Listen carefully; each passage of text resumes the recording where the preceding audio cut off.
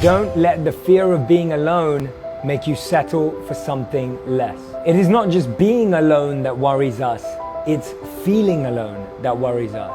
This is our opportunity to get to know ourselves. If you want someone to fall in love with you, we have to fall in love with ourselves first. Our biggest mistakes are that we try to get to know others' interests before we know our own. We try to learn about everyone else's favorite color and movie before we know our own. And we learn to know what makes others happy before we learn what makes ourselves happy.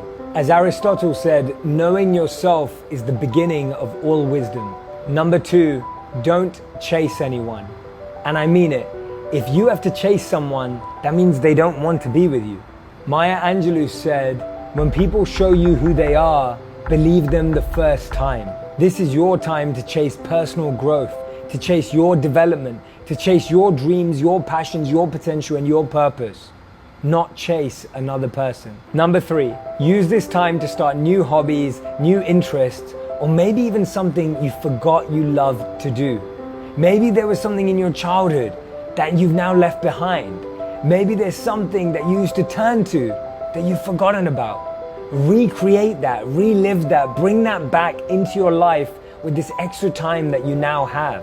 Number 4, our happiness is so closely linked to how much we are progressing, how much we're learning, and how much we're achieving.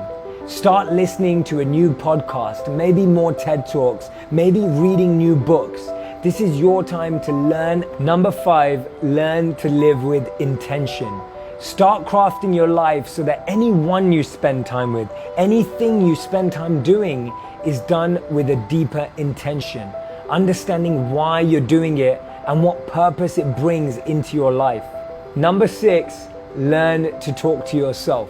Remember, the most important meeting of the day is with yourself. The most important call is with yourself.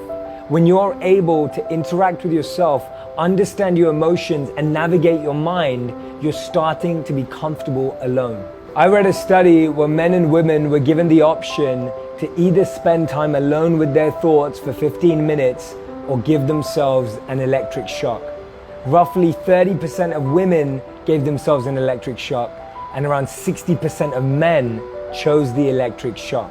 Instead of using an escape, instead of finding another person or thing to get attached to, learn to be comfortable and at peace with your own thoughts. Maybe it's through mindfulness, maybe through meditation, or maybe just journaling. If we never learn to be alone, we'll always feel that we're lonely.